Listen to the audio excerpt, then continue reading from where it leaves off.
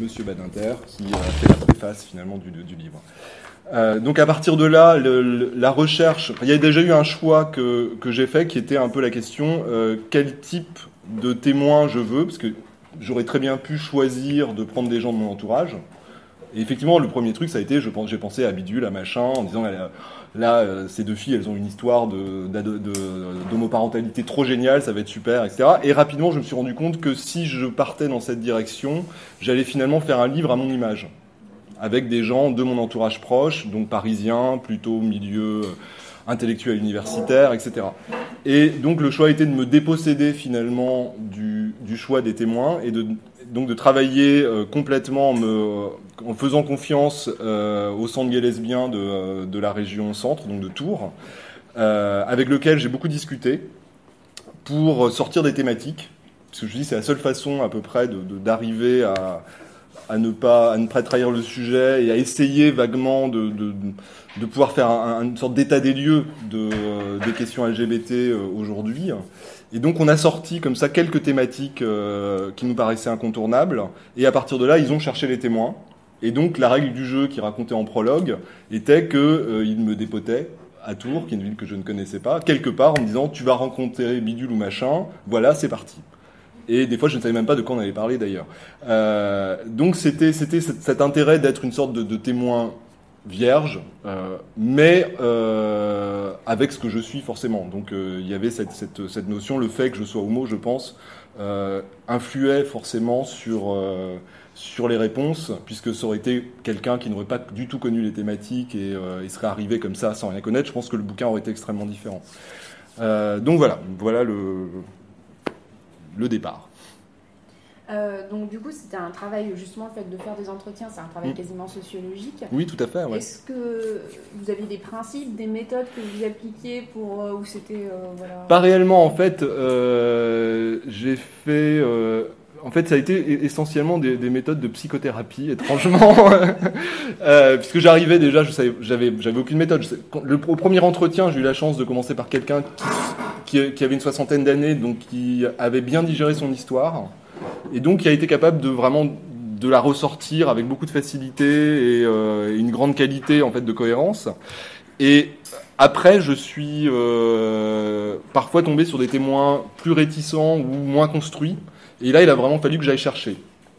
D'ailleurs, il y a un des entretiens qui est en 2 parties, c'était un des tout premiers, où c'était le 3e de la journée, ce qui était un peu trop. Et en reprenant le train, je me suis dit, d'abord, je ne vais pas retenir ce témoignage. Et le deuxième sentiment que j'ai eu, c'était, en fait, non, le problème, c'est pas le témoin, le problème, c'est moi. Je suis passé à côté totalement de l'entretien, parce que je n'étais pas assez frais, parce que, voilà, j'ai pas posé les bonnes questions. Et donc, j'ai demandé à revoir la personne. Et justement là, comme j'ai fait donc de nombreuses psychothérapies dans ma jeunesse, je me suis rendu compte qu'effectivement cette approche psychothérapique, c'est-à-dire de se mettre vraiment en retrait et d'essayer d'interroger, souvent même, enfin tout simplement sur le passé, sur les structures familiales, sur les représentations que la personne pouvait avoir d'elle-même, de la sexualité, de la société, etc., amenait finalement une qualité de réponse supérieure à ce que je pouvais attendre au début en fait. Il y avait ça, et il y avait aussi le fait finalement de parler de moi, pas égalité, mais c'est-à-dire de donner aussi des choses, qui sont des choses que j'ai gommées du livre ensuite. Mais il était important qu'en face, je donne aussi des choses pour en recevoir, puisque ça faisait réagir souvent. Donc voilà, ça a été un peu comme ça, et je me suis rendu compte au fur et à mesure que j'avançais dans le livre que finalement je développais une méthode de façon assez pragmatique. Et il y a d'ailleurs certains témoins à la fin qui m'ont dit « mais j'ai l'impression d'avoir fait une psychothérapie rapide avec toi, quoi.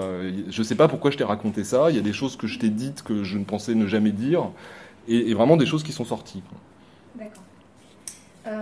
Et à la fin donc, de ce travail de la récupération des témoignages, c'était quoi les critères de sélection pour les intégrer ou pas aux gens normaux ? C'était une absence de redondance.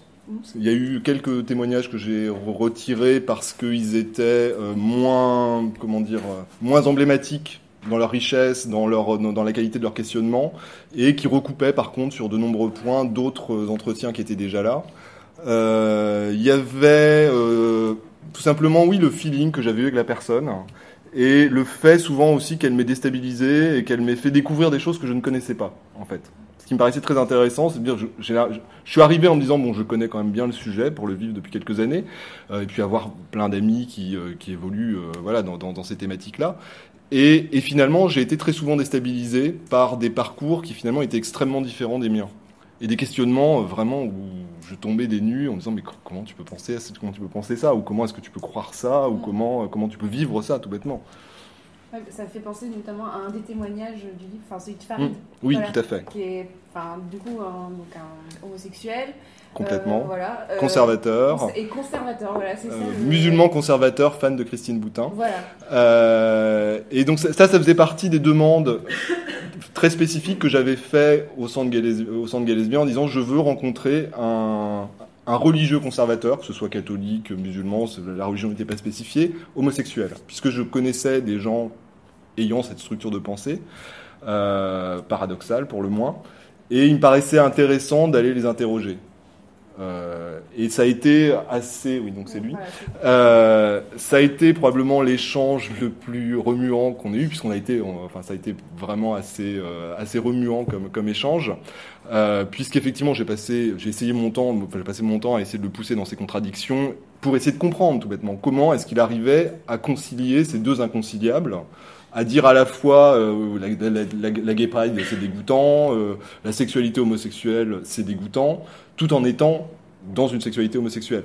Et voilà, j'avoue que je n'ai pas complètement compris. J'ai compris les raisons, les déterminants en fait sociologiques, on va dire, qui l'ont amené dans certaines de ses positions, notamment le fait que très jeune, quand il a voulu rentrer dans le milieu homosexuel, Tourangeau, il a été en but à des réactions de racisme le plus banal, c'est-à-dire non, avec ta gueule tu rentres pas en boîte, etc.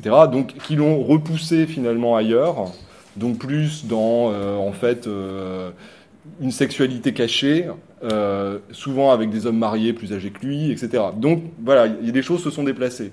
Et dans son milieu professionnel, de même, il a rencontré des réactions racistes, parce qu'il avait fait un peu de journalisme, de la part de gens qui se disaient de gauche. Donc il a eu tendance à aller vers la droite, ce qui lui a permis de se raccorder avec finalement les origines de sa famille et les valeurs musulmanes conservatrices qu'il portait, donc voilà, la famille, le respect de l'ordre établi, etc. Et donc voilà, finalement j'arrive à avoir un peu une photographie sans évidemment parvenir à comprendre. Mais l'intérêt justement, c'est d'arriver, dans ce genre d'entretien pour moi, c'est de se dire finalement, au bout d'un moment on arrive aux limites de l'empathie, dans ce qui constitue vraiment la subjectivité, c'est-à-dire le fait que je ne peux pas comprendre et je ne peux pas me mettre dans la tête de cette personne. C'est un parcours qui me restera de toute façon à jamais obscur, même si je peux réussir à sortir des déterminants. C'était le reportage qui me paraissait justement le plus sociologique du coup au Sans final, doute, oui. parce que précisément il n'y avait pas de résonance en fait complètement, avec le personnage que vous avez face à vous, c'était assez intéressant. Et du coup, ça permet d'amener un peu d'autres questionnements par rapport à la politique, notamment. Il y a un article qui est très intéressant donc, dans Les gens normaux de Louis Georgetown sur la construction de l'hétérosexualité, qui est vraiment, justement, une vraie question et qui est au centre des gens normaux. En quoi est-ce que c'était intéressant de récupérer cette réflexion scientifique sur la construction de l'hétérosexualité et de l'appliquer à des témoignages? Comment est-ce qu'on pouvait voir l'articulation entre les deux? Alors en fait, la façon dont ça s'est construit, c'est que... Alors déjà, cette thématique-là est arrivée totalement à la fin. C'est-à-dire j'avais convenu... en fait, à l'origine, j'espérais avoir Héribon. Et j'avais lu un article que j'avais adoré d'Héribon. Et donc, la thématique que j'avais proposée... à l'origine, il y avait des thématiques et il n'y avait pas de chercheurs en face de chaque thématique. Et après, c'est les rendez-vous de l'histoire qui ont cherché des chercheurs en fonction des thématiques. Et donc, effectivement, Louis Georgetown s'est retrouvé sans doute avec une thématique qui n'était pas faite pour lui. Et quand est arrivé le moment de rendre, il n'a pas rendu, parce qu'il n'était pas à l'aise pour écrire son texte. Et donc j'étais très embêté. Et finalement, on a discuté ensemble. Et comme je connaissais un peu ce qu'il avait écrit, on a réussi à trouver un autre angle. Mais c'était vraiment à la fin du livre. Ce qui était intéressant, c'est qu'au fur et à mesure que le livre se composait, j'avais un peu une sorte de fantasme de livre, ce qui est normal, c'est un peu ça qui sert à écrire de toute façon, cette espèce de fantasme du livre qu'on veut faire. Mais en même temps, il s'est composé et décomposé au fur et à mesure de la rencontre avec la réalité. Et un de mes présupposés qui vient de ma vie, c'est que je considère toujours que la sexualité n'est pas une identité. que finalement, ce qui en fait une identité, c'est le regard extérieur, le regard normatif, qui finalement renvoie les personnes dans une forme de marginalité. Et effectivement, d'où le titre, les gens normaux, et d'où cette notion de norme, finalement, qui était omniprésente.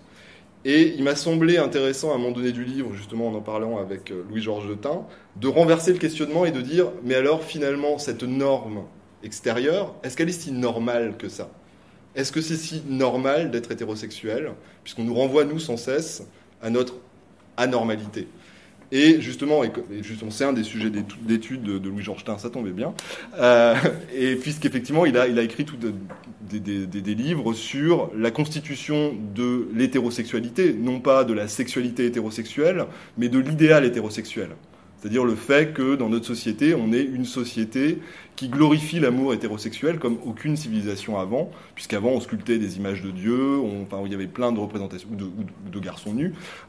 Et notre société, la principale production culturelle de notre société, finalement, c'est des histoires d'amour hétérosexuel, chose qui date à peu près de l'époque des romans courtois, et avec une montée de plus en plus omniprésente jusqu'à nos jours. Donc voilà. Oui, je trouvais que c'était vraiment intéressant. En plus, ça mettait en rapport avec le titre même. Enfin, tout à fait, intéressant que ce soit arrivé à la fin, parce qu'en fait, c'est complètement en rapport avec. Parce qu'au début, moi, le premier angle que j'avais proposé, donc là où on reconnaît l'envie des ribbons, c'était en fait, j'avais lu un article de lui sur la façon dont les homosexuels se pensent au travers du temps, en fait. Ouais. C'est-à-dire de l'inverti jusqu'au gay aujourd'hui, et peut-être jusqu'au dépassement de l'idée de gay vers une forme de sexualité plus fluide. Et ça me paraissait intéressant de montrer que finalement notre mode d'appréhension de nous-mêmes évolue en fonction des structures de la société finalement, et du regard qu'on porte et finalement des productions culturelles qui nous environnent. Mais voilà, Louis-Georges Detain ne se sentait pas très à l'aise, enfin moins à l'aise sur cette question qui est moins centrale pour lui. Et du coup, voilà, c'est comme ça on a fini par trouver un sujet qui lui convenait mieux et qui convenait mieux au bouquin, finalement. Puisque cette question arrivait un peu sur le côté. J'ai toujours essayé de lier les textes des chercheurs à la structure même du livre. Je pensais notamment en termes de liaison entre le texte critique et voilà. Je pensais à l'histoire de Bénédicte, oui, tout à fait. donc transsexuelle, homme de naissance et qui est devenue une femme. Donc elle racontait toute son histoire et c'était mis en rapport avec la question de la médicalisation de la transsexualité, un article de Maxime Foster qui était très intéressant. Tout à fait, ouais, mais qui a été vraiment écrit là pour le coup. Voilà. C'était un des articles où il était, un des sujets où il était évident, comme on avait un seul témoignage d'une personne en transidentité, qu'il fallait vraiment faire un texte spécifique là-dessus. Sinon, la question allait vraiment être maltraitée, d'autant que c'est une question vaste, complexe, et qui était une de celles qui est probablement le moins connue dans le livre. Puisque la plupart des gens imaginent connaître des homosexuels ou connaître des lesbiennes et imaginent connaître leur vie, tandis que très peu de personnes connaissent des personnes qui sont en transidentité, en fait. Puisqu'effectivement, le processus de transidentité, quand il est réussi, aboutit à l'effacement de la transidentité. Voilà, c'est bon. Donc je pensais à ça aussi en me disant que c'était justement peut-être dans ce cas-là que la liaison entre la science et justement le témoignage et le parcours aussi et le travail graphique aussi également était vraiment très réussi. Enfin, comment vous l'envisagiez c'était réussi dans le reste du bouquin, mais là je trouvais que c'était particulièrement bien. Alors à chaque fois ça a été une question parce que je me retrouvais avec des textes, des entretiens qui duraient plusieurs heures et un nombre extrêmement réduit de pages pour les traduire, donc entre 12 et 20 pages, on va dire, à peu près, pour raconter une vie, ce qui n'est pas facile. Donc il y a eu d'abord tout un travail de montage énorme, et un travail, effectivement, à chaque fois, avec le ou la dessinatrice qui allait le faire. Parce qu'après, effectivement, il y a eu tout ce travail aussi de choisir les dessinateurs, parce que pour moi, chaque dessin, déjà, amène un ton. C'était le premier choix, en fait, en fonction des histoires, c'était de dire qui va être celui ou celle qui va le dessiner. Et quel est, je dirais, le trait dominant, le sentiment dominant de l'histoire que je veux faire ressortir. Par exemple, la toute première histoire, qui est une histoire extrêmement dure, qui est celle d'un homme donc, qui a une soixantaine d'années maintenant, qui a accompagné son compagnon malade du sida jusqu'à la mort, et ce qu'il a fait après d'ailleurs, qui est une histoire bouleversante. j'ai choisi volontairement, voilà, c'est celui-là, Alexis Dormal, qui a un dessin extrêmement doux. Ce qui pouvait sembler paradoxal, mais parce que dans la personne que j'avais rencontrée, il y avait une espèce d'extrême douceur. Et c'est ça que je voulais. J'aurais pu mettre un dessin très dur, très noir, et je ne voulais pas, en fait. Je voulais renforcer le côté grande histoire d'amour, en fait, dans celui-là. Dans le cas de Bénédicte, donc la fille qui est née garçon, il y a eu une grande question. Je veux dire, mais qui est-ce qui veut bien pouvoir dessiner ça? Je me suis dit, ça peut pas être un garçon, déjà, parce que, enfin, complexe de la castration, et puis même, de toute façon, on ne parlait que d'identité féminine. Donc il fallait que ce soit quelqu'un qui puisse se projeter dans ce désir d'être femme. Et il s'avère que, et dans cette histoire du corps, parce que c'était vraiment l'histoire d'un corps, d'un corps de garçon qui va devenir le corps d'une femme. Et en fait, j'avais la chance d'avoir dans le même atelier que moi une jeune dessinatrice qui s'appelle Audrey Spiry, qui justement a une capacité de dessin assez incroyable, qui est par son dessin d'arriver à exprimer les sensations du corps. Et donc je lui ai proposé ce projet, ça l'a terrifiée, puisque elle venait de terminer son premier bouquin, et c'était quand même un travail extrêmement difficile. Elle l'a accepté, et s'est vraiment coltinée, mais de façon incroyable avec le texte, qu'elle a vraiment réinvesti avec, je dirais presque son propre parcours. Parce que comme elle m'a dit, voilà, moi quand j'étais une adolescente, j'étais une fille sans sein, et j'avais l'impression de ne pas être une fille. Et donc, à cause de ça, finalement, ça me parle aussi. Parce que mon identité féminine n'a jamais été une chose très claire pour moi. Il m'a fallu beaucoup de temps pour le comprendre. Donc j'arrive à comprendre Bénédicte à cause de ça. Parce que ses peurs, ses fantasmes, etc., tout ça, je l'ai vécu aussi en étant adolescente. Et finalement, donc, elle a réinjecté énormément de choses, dont des espèces de cauchemars atroces qu'elle a dessinés, qui étaient entre les lignes, d'une certaine façon, voilà, ce genre de choses. Et la grande récompense, c'est que quand ça a été terminé, aussi bien Audrey que moi, on était tétanisés, et quand on a donné ça à lire à Bénédicte, puisque la grande peur c'était ça, c'était de trahir à chaque fois, et Bénédicte en fait m'a rappelé en disant je suis super ému, je suis super remué, c'est incroyable, cette fille, c'est une télépathe. Et voilà, elle a vraiment réussi à incarner, à dire mais comment est-ce qu'elle a su, comment est-ce qu'elle pouvait savoir ce que j'avais dans ma tête? Et je dis je sais pas. Voilà, c'est Audrey, c'est un génie, c'est bien. Et donc il y a vraiment eu ça sur chaque histoire. Il y a vraiment eu des histoires, une histoire à chaque fois c'est la rencontre entre ces dessinateurs ou dessinatrices, ces histoires, en sachant que les dessinateurs n'ont jamais rencontré les témoins. Ce qui était un peu le jeu assez étrange, c'est qu'en fait c'était un peu une garantie que j'apportais aux témoins, de leur dire de toute façon vous pouvez parler librement. Si vous voulez, ce sera pas votre prénom. Après, si vous acceptez, ce sera votre prénom. Et de toute façon, les dessinateurs ou dessinatrices vont donner un autre visage, vont donner une autre chair. Donc, il y aura cet écran de papier entre vous et le livre, finalement. Et donc, votre parole sera la parole. Je vais essayer de conserver au maximum vos mots. Mais par contre, les images, ce ne sera pas vous. C'est pas comme si vous aviez une caméra en face de vous. Et je pense que ça, c'était vraiment libérateur pour les témoins. Peut-être d'autant plus du fait aussi que en fait, le témoignage, donc c'est ceux de ces personnages, mais c'est aussi quelque chose que vous avez peut-être réorienté, peut-être un peu fictionnalisé au final. Non, absolument pas. C'est vraiment, je sais que il y a un des témoins à qui j'ai envoyé le texte, celui qui est appelé Marc, si je me souviens. Non, c'est Marc. Oui, c'est Marc. Donc qui est lui un jeune homme catholique, mais plutôt tendance très ouvert, très humaniste. Qui pense que si Dieu lui en veut d'être homo, c'est qu'il est bien con, et qui lui travaille dans le milieu, dans une école catholique. Et donc autant dire qu'il y a aussi des enjeux qui sont assez compliqués, à savoir qu'il est terrifié qu'on découvre son homosexualité parce qu'il sait qu'à ce moment-là sa carrière sera fichue et que tout espoir de promotion disparaîtra. Et donc j'ai envoyé le texte de travail en fait, qui était un montage où j'avais quand même coupé beaucoup de choses pour ne garder que l'essentiel.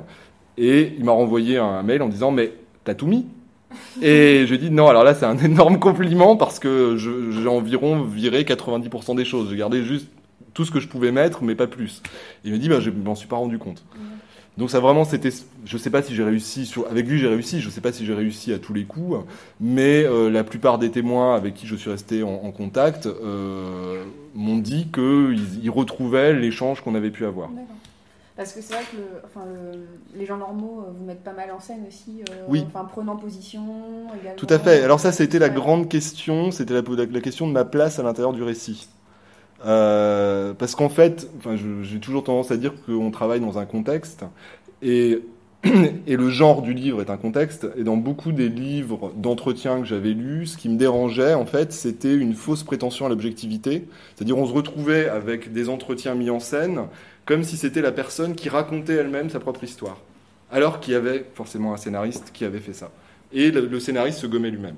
Et pour moi, c'était mentir. Je préférais assumer totalement la subjectivité en disant « je suis là, forcément je réagis, forcément en fonction de ce que je dis, les gens réagissent aussi ». C'était pour moi la seule façon d'être objectif, c'était de me mettre à l'intérieur. Et de dire qui j'étais également. C'est-à-dire que le lecteur sache que je suis homo, que j'ai eu une enfance plutôt catho-conservatrice, on va dire, etc. Parce que c'était la seule façon de pouvoir dire d'où j'interviewais finalement.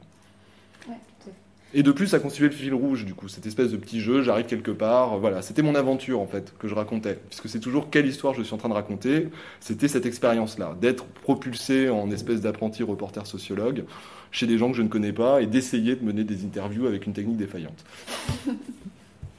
Mais du coup, cette idée justement de savoir d'où on parle, ça me fait penser à l'autre pan, de cette réflexion sur l'homosexualité dans votre œuvre. Oui, tout à fait. Donc la ligne droite, en collaboration avec Marie Caillou, qui là est plus d'orientation biographique, plus clairement. Du moins, juste un petit point avant de terminer sur les gens normaux, ce qui est assez particulier dans les gens normaux, c'est que tous les entretiens ont lieu avant les manifs pour tous, juste avant.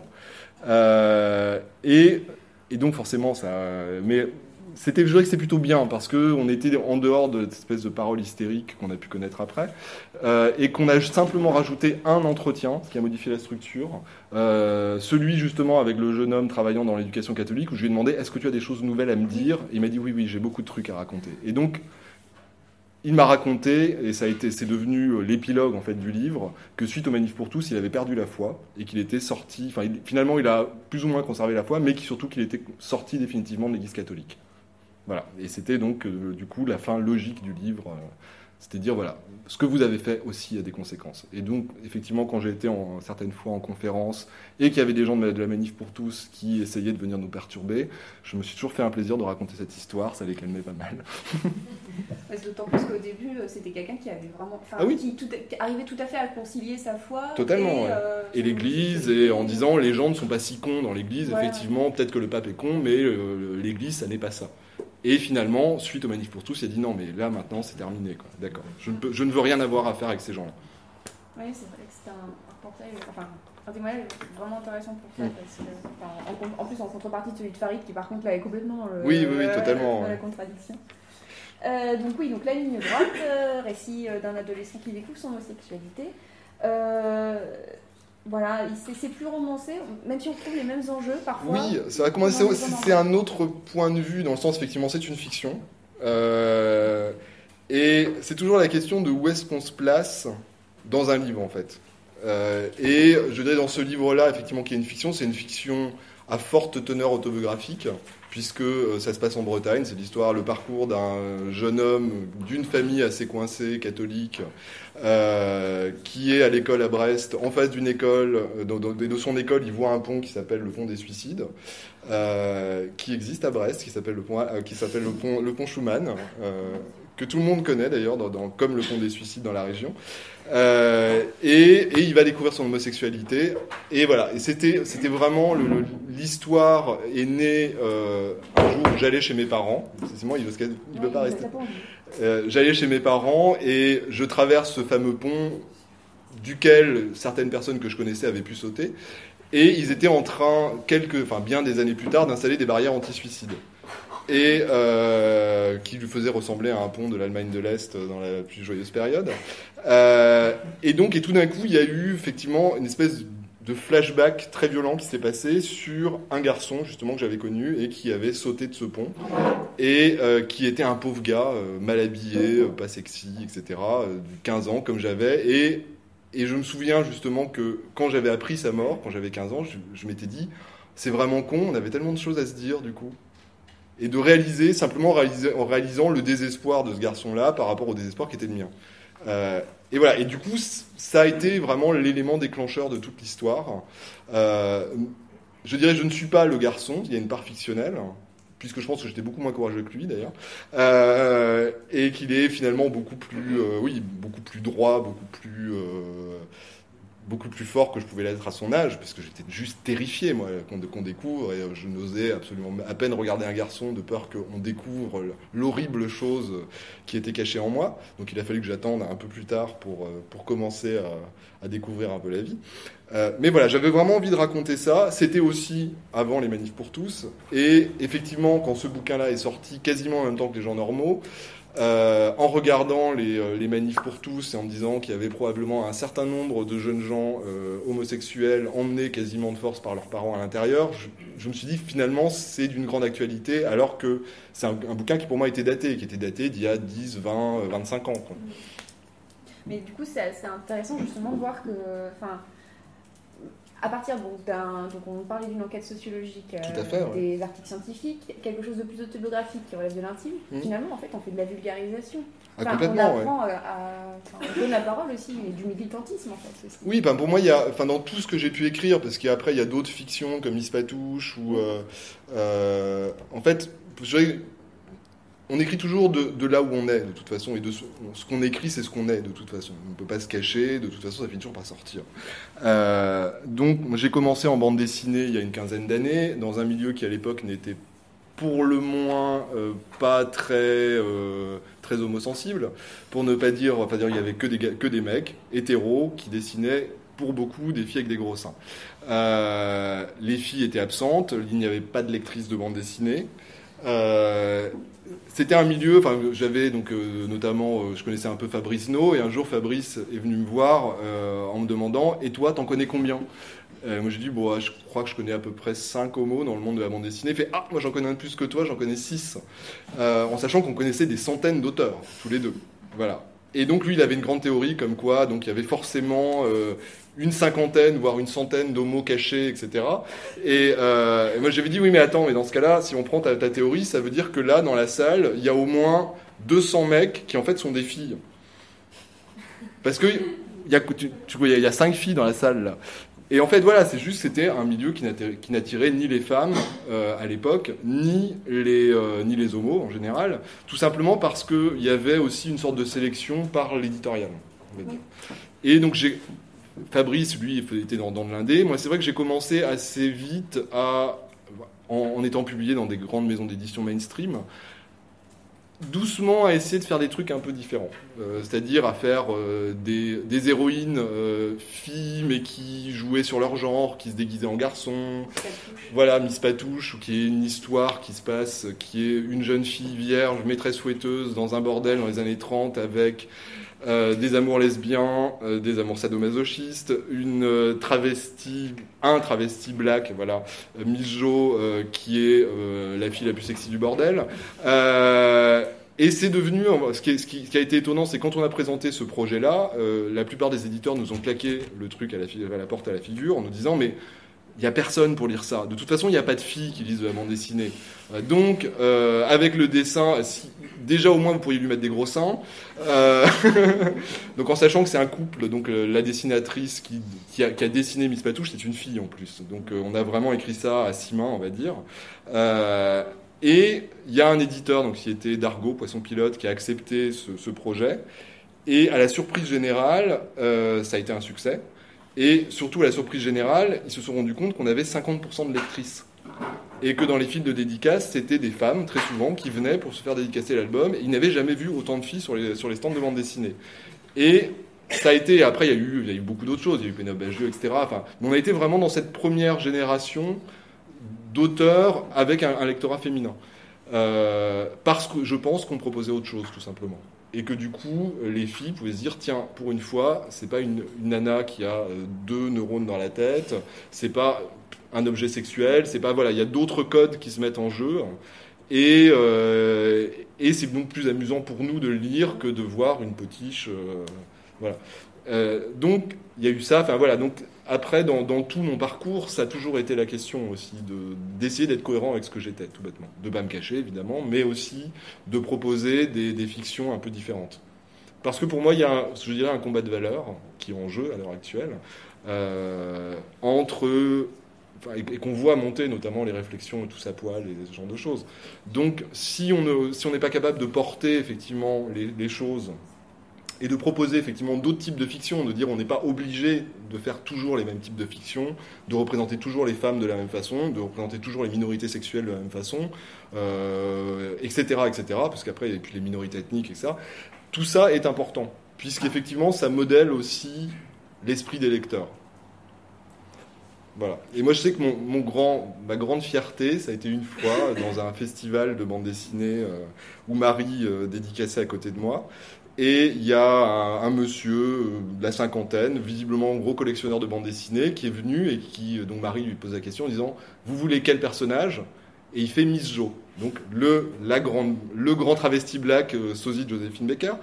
Et le monsieur se tourne vers moi avec un air un peu étrange et il me fait « Mais pourquoi en fait c'est un garçon ?» Et visiblement il avait une grosse attirance pour ce personnage-là. Et donc je lui ai expliqué que certaines très belles femmes étaient aussi de très jolis garçons et que les choses n'étaient pas forcément aussi simples que ça. Et donc, je lui ai demandé, et donc vous voulez toujours Miss Jo ? Il a fait oui, Miss Jo. Et voilà, et Marie lui a fait sa dédicace et il est parti très content. Mais rien que ça, ce petit trouble-là qui avait existé pendant une seconde, c'était une grande récompense. Je pense que c'est une bonne manière de conclure sur cet entretien. J'aurais plein d'autres questions à poser, mais voilà. Mais maintenant, c'est votre tour. Voilà. Donc, est-ce que vous avez des questions ? Oui. Tu parlais de réactions dans les gens normaux, ouais. De ceux que tu as interviewés qui te renvoyaient des bonnes choses, mais justement Farid, ouais. Est-ce que quand tu l'as envoyé, il a eu des reproches à te faire ou Je n'ai pas eu de retour. Il fait partie de ceux qui n'ont pas répondu du tout. Non. Voilà, c'était aussi un choix que je leur laissais, donc qui ne s'appelle pas Farid. C'est-à-dire, il y a certains, à la base, je leur mettais tous un pseudo. Et ceux qui m'ont dit, il n'y a pas de souci, je veux bien que tu mettes mon vrai prénom, comme Bénédicte, comme Philippe, par exemple. À ce moment-là, je mettais il y en a qui ont dit non, il n'y a pas de souci, mais je veux garder un pseudo. Voilà. Après, ça a été vraiment une négociation. Et il y a eu donc le cas de Farid qui ne m'a pas répondu, et le cas plus dramatique de Momo, dont on n'a aucune nouvelle. Et là, effectivement, ça m'a vraiment... Parce que donc, c'est un garçon qui a été persécuté dans son pays pour son homosexualité, puisqu'il vient de Guinée, Conakry, et qui était en France, qui faisait une demande d'asile. Et voilà. Et je n'ai aucune nouvelle de lui. Alors, j'espère que simplement, il s'est fondu dans la foule et il n'aura plus jamais de problème. Mais il est possible qu'il ait été renvoyé dans son pays, dans lequel il est probable qu'il finisse par mourir. Là, on voit, il y avait les récits de son lynchage en fait, parce que l'homosexualité est prohibée. Tout à fait. En fait, c'est une histoire, c'est vraiment une tragédie grecque dans le sens où sa belle famille, puisqu'il est orphelin, la deuxième femme de son père a appris son homosexualité en sachant que lui était héritier d'une famille très aisée et s'en est servi pour instrumentaliser tout l'entourage qui a fini par le lyncher. Tout ça pour pouvoir voler ses biens. Enfin, voilà. Et d'ailleurs, à la fin des gens normaux, il y a une carte qui représente, en gros, qui indique dans quel pays l'homosexualité est interdite, de quoi est-ce qu'elle peut être punie. Et malheureusement, elle a encore évolué depuis, et pas dans le bon sens. Oui, il y a plusieurs pays d'Afrique qui ont criminalisé l'homosexualité. La Russie, on voit que ça se durcit, etc. Donc, en quelques mois, les choses n'ont pas été vraiment dans une évolution positive. Oui. Moi ? Oui. Oui, je veux savoir. Alors, c'est peut-être trop personnel, j'en sais rien. Mais parce que tu as dit que tu étais intellectuel. Oui. Je ne suis pas, je ne connais pas trop ce milieu, si c'est un milieu. Et moi, je sais que les manifs pour tous, ça m'a très remué. Et du coup, je suis devenu militant. Avant, j'étais. J'étais pas homophobe, mais j'étais avec les gens de PD, voilà, et on se rendait pas. Et du coup, j'ai pris conscience que. En fait, c'était pas encore un problème, que c'était parce que pour moi, ça allait l'être, mais en fait, c'était pas le cas. J'ai vu qu'on avait encore beaucoup de trucs à faire. Donc, je suis devenu militant de plein de trucs d'un coup. Et je veux savoir, un homosexuel, comment vous avez vécu un truc pareil parce que, très violemment. C'était extrêmement violent. Moi, j'avais le souvenir du Pax, ayant 43 ans, donc je m'en souviens très bien, puisque juste avant le Pax, j'étais arrivé, parce que j'ai une famille plutôt catholique, voire très catholique, élevée dans des écoles catho, et par instinct de survie, j'ai nié Dieu à l'âge de 13 ans. J'ai fait ma propre révolution théologique. Et après, ça s'est apaisé. Je me disais, bon, chacun croit ce qu'il veut, c'est pas grave, etc. Et il y a eu effectivement le fameux moment héroïque de Christine Boutin à l'Assemblée avec sa Bible. Et ça a été un moment donné où tout d'un coup, je me suis dit, c'est vrai, j'avais oublié, ce sont mes ennemis. Ils en veulent vraiment à mon droit d'exister. Donc, à partir de maintenant, c'est la guerre, de toute façon. Tant que j'aurai des moyens de faire quelque chose, et je considère que l'écriture est un moyen, ça fera partie de mes combats de toute façon. Pas de façon forcément frontale, mais en tout cas, oui, je n'ai pas l'intention de me laisser faire. Et je n'ai pas l'intention de fermer ma bouche. Et donc, l'arrivée en fait de cette espèce d'hystérie de la parole homophobe lors du mariage pour tous n'a pas été une surprise réellement. Je pensais malgré tout que l'Église catholique avait compris le mal qu'ils s'étaient fait eux-mêmes en étant ce qu'ils avaient été à l'époque du Pax. Il semblerait que non. Je pense personnellement, en tout cas je l'espère, qu'ils vont le payer très cher, puisque il faut savoir, et c'est assez rassurant, qu'à l'heure actuelle, les chrétiens pratiquants, c'est-à-dire qui vont à la messe, représentent 2% de la population française. Ils sont moins nombreux que nous. Voilà. Mais par contre, c'est vrai qu'ils ont une capacité de nuisance qui est encore très très forte. Il y en a une ou pas, en fait? Pardon? Il y en a une effective ou pas? Parce qu'au final, ah oui. La loi est passée, quoi. Donc non, mais ils ont fait un bruit scandaleux, mais est-ce qu'ils ont... Bien sûr, ils ont réussi à faire rejeter la PMA, ce qui est juste une aberration totale, puisque c'est vraiment là pour le coup au-delà même des principes, c'est tout simplement une inégalité sociale, puisque seuls les couples de femmes ayant des revenus élevés peuvent se permettre d'aller se faire inséminer à l'étranger. Et c'est très compliqué. Donc c'est vraiment ridicule, puisque de toute façon, un couple de femmes qui a les moyens, qui a la détermination, le fera. Donc ça ne changera rien. C'est juste mettre une barrière face à une égalité qui devrait être. Et il y a beaucoup d'autres choses. C'est que là, on est en train d'assister à une crispation, à une hystérisation des propos, qui aboutit également à des crimes homophobes. C'est-à-dire que voilà, la parole n'est jamais quelque chose de neutre. On crée des structures mentales, on crée des gens qui effectivement se permettent de cracher sur la gueule des PD, des lesbiennes, des trans, etc. Et après, on assiste à des ratonnades, entre guillemets, et on sait, il suffit d'avoir étudié les années 30, de savoir que la parole précède toujours les actes. Donc, effectivement, il y a des raisons d'être inquiet de ce qu'ils font. Dans la réception de ton livre, tu disais que c'était à peu près au moment des manifs pour tous non, il est sorti juste après, en fait. Il est sorti en octobre. D'accord, du coup, ça marche quand même. Est-ce que tu as eu des militants de la manif pour tous qui sont venus genre... On avait...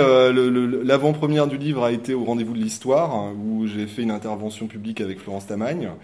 Et il y avait un espèce de piquet de grève, Manif pour tous, qui hurlait, parce que le bouquin en plus était soutenu par les Rendez-vous de l'Histoire. Et lors du festival de bande dessinée donc de Blois, un mois plus tard, on avait une exposition dans la médiathèque de Blois. Et ils étaient devant la médiathèque en train de distribuer des tracts ignobles, voilà, et à essayer de les planquer dans les espaces jeunesse, etc., etc. Ils ont essayé de venir perturber la conférence qu'on faisait avec Florence, mais on les a calmés assez rapidement tous les deux. Moi, en racontant effectivement l'histoire, mon propre parcours et l'histoire de ce garçon ex-catholique par leur faute, et Florence en rappelant un peu l'histoire du droit autour de l'homosexualité en France en le rattachant à Vichy. Donc à partir de là, ils étaient un peu coincés et sur le côté émotionnel et sur le côté justification morale, etc. Donc ils se sont tus et on a eu le droit à quelques questions insidieuses, mais que Florence a magnifiquement résolues. Est-ce qu'il y a d'autres questions? Intervention. Elsa? J'aimerais savoir si tu as eu des retours sur le choix d'intégrer une dimension théorique en fait à la bande dessinée. Alors déjà, c'était pas mon choix, mais effectivement, j'ai l'impression que ça a été bien perçu globalement, que les gens trouvaient ça intéressant. Alors certaines personnes n'ont pas lu tous les textes. Hein. Il y a beaucoup de gens qui disent « Oh, j'ai bien aimé, mais j'ai pas lu. C'est trop long, il y a trop de mots, tout ça. » Mais c'est vrai qu'il y a des gens qui ont trouvé ça intéressant d'avoir l'aller-retour en permanence entre quelque chose d'empirique et une théorisation qui vient en parallèle. Donc voilà, ça a été plutôt bien reçu. Et d'ailleurs, l'autre côté, c'est que les chercheurs ont très bien accueilli la chose, parce qu'ils étaient contents aussi de cette démarche de vulgarisation, de pouvoir amener vers un plus grand public leur texte. Ouais. Mais, et d'ailleurs, je précise aussi, juste à titre de remarque en plus, par exemple dans Miss Patouche, qui est une œuvre de fiction, oui, tout à fait, ouais. Il y a quand même toute une réflexion sur la manière dont on percevait l'homosexualité comme maladie. Complètement, ouais. Voilà, on opérait les gens, en gros... Parce qu'en fait, c'est une œuvre de fiction, mais qui est réellement basée sur un travail de documentation très important. Et par exemple, le personnage de Miss Jo, donc ce travesti... est en fait vraiment basé sur des données historiques, dans le sens où on voyait très souvent, il y avait des espèces de petits catalogues touristiques des meilleurs bordels de Paris qui existaient à l'époque, qui étaient distribués très très largement, puisque Paris était vraiment une des deux capitales du sexe dans le monde avec Berlin. Et on voyait, voilà, tel bordel, 12 filles dont un garçon. Puisqu'à l'époque, il n'y avait pas du tout cette question, en fait, c'est quand je parlais de représentation mentale, c'est qu'en fait, un actif était un homme du moment qu'il ne faisait pas prendre. Donc finalement, qu'il avait qu'une fille et qu'un garçon, tout ça, c'était pas très important, et tout bon bordel se devait de satisfaire au maximum tous les désirs possibles. Voilà, donc il y avait cette nécessité. Il y avait également des étalons, il y avait tout ce qu'on pouvait trouver, en fait. Toute forme de sexualité devait pouvoir être assouvie dans les meilleurs bordels. Le terme, mais d'un point de vue historique, du coup, comment ça a évolué, ça, justement, cette représentation, et à quelle période, justement, c'est dans les années 30, on est dans... Alors, c'est assez paradoxal, c'est que il y a le fait en fait, d'une certaine façon, du mouvement de reconnaissance des homosexuels à isoler la sexualité homosexuelle. Bon, il y a Hirschfeld qui est très connu, mais après tous les mouvements de revendication, etc., a amené à créer finalement une identité homosexuelle qui a fait basculer l'identité du rôle de pénétrant-pénétré à celui du choix de l'objet affectif. Et d'une certaine façon, il est devenu, on le voit avec le cas des bi aujourd'hui, il est devenu de moins en moins possible d'être fluide. Quelqu'un qui est bi, on lui dit « Non, mais tu peux pas être bi, t'es un homo qui s'assume pas ». Alors que jusque-là, d'une façon contrainte et forcée, très souvent, beaucoup d'homosexuels avaient une famille également. Et des enfants, c'était pas un souci. Donc, les catégories mentales, de toute façon, nous conforment. Et nous nous conformons, même inconsciemment, à ces catégories mentales. Donc, à partir de l'instant où on se dit homosexuel et on se pense homosexuel, d'une certaine façon, on se construit en imitant ses propres choix. Tout comme, d'une certaine façon aussi, aujourd'hui, je pense que les hommes hétérosexuels, connaissant l'homosexualité, s'obligent à ne pas désirer d'autres garçons. Alors que dans certains pays méditerranéens, on voit que cette sexualité est beaucoup plus fluide, finalement. En l'absence de femmes, finalement, on peut faire ça avec des hommes, c'est pas très grave. Mais ça devient discriminant à partir de l'instant où il y a des catégories pour le penser. Et est-ce que dans cette fluidité dont tu parles dans les pays méditerranéens, il y a encore ce distinguo actif-passif oui. qui a été depuis... Ah oui, totalement. Justement, là, quand il n'y a pas effectivement l'objet, il y a effectivement cette discrimination extrêmement forte entre le passif, qui est femme, donc c'est horrible.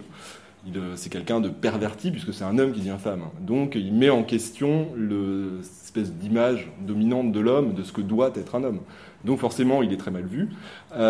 Et par contre, l'actif, lui, est valorisé, voire même survalorisé dans certains cas. C'est-à-dire dans certaines représentations, un homme qui prend des hommes est un surhomme d'une certaine façon. D'ailleurs, c'est dans le témoignage de Farid, donc le personnage dont on parlait tout à l'heure, c'est exactement ça. Présent, c'est en arrière-plan, mais on trouve cette idée-là, finalement. Pour lui, c'est pas un problème d'être homosexuel, précisément parce qu'il se décrit comme actif. En permanence. En permanence. Et à un moment donné, il dit, mais bon, je vais me marier. Et je lui dis, mais t'as jamais touché une fille, c'est pas un problème. Il fait, bah non, je suis actif. Voilà, c'est ça. C'est une autre façon de penser, finalement. Justement, par rapport à ces autres façons de penser, vous avez dit, et ça m'a assez marqué, normes. Et là, vous parlez d'actifs, passifs. Qu'en est-il de la réappropriation de ces normes extérieures, finalement, dans lesquelles tout le monde vit, par la population homosexuelle, transsexuelle, etc. Alors, vous avez dit mon mari, alors là, maintenant qu'il y a le mariage pour tous, mais il me semble que c'est une dénomination qui a été adoptée bien avant. Peut-être oui. Non, je pense pas que j'ai dit mon mari, parce que j'ai dit mon mec. Je pense parce que justement, j'ai pas l'intention de me marier. Mais justement, je me suis battu pour avoir le droit de ne pas me marier, en fait, mais de le choisir. Oui, oui, oui. Oui, bien sûr. Alors, c'est assez complexe parce qu'il y a... Alors déjà, je pense qu'actuellement, il y a des normes très différentes qui coexistent. Un des grands trucs, ça a été déjà la réappropriation, qui est ancienne, qui date déjà du Front de libération homosexuelle, qui était la réappropriation des insultes. C'est dire, j'ai le droit de me traiter de pédé, mais toi, tu n'as pas le droit de dire ce mot. Mais moi, par contre, je peux dire, je suis un pédé, je suis un enculé, je suis tout ce que tu veux, parce que je le suis.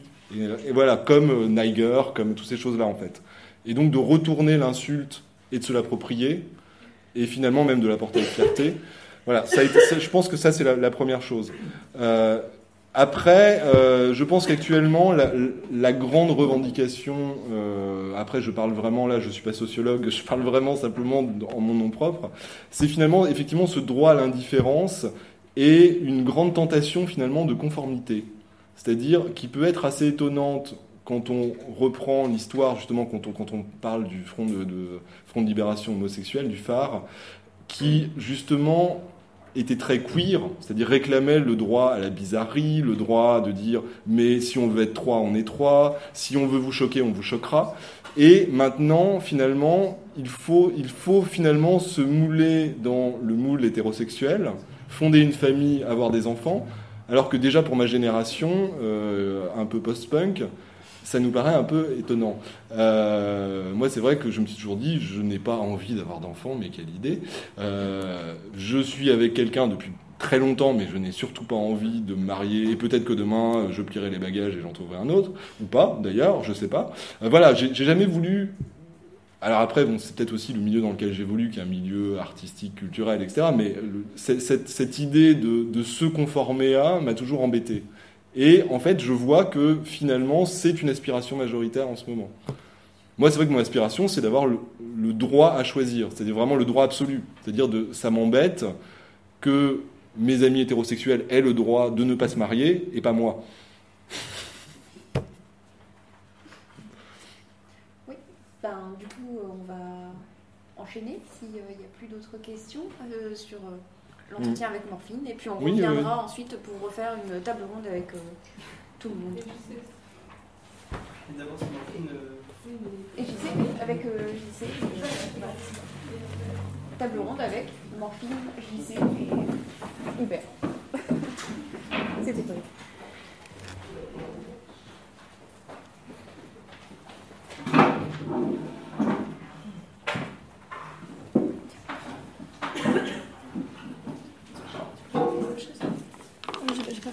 J'ai juste quelques images, si t'as besoin.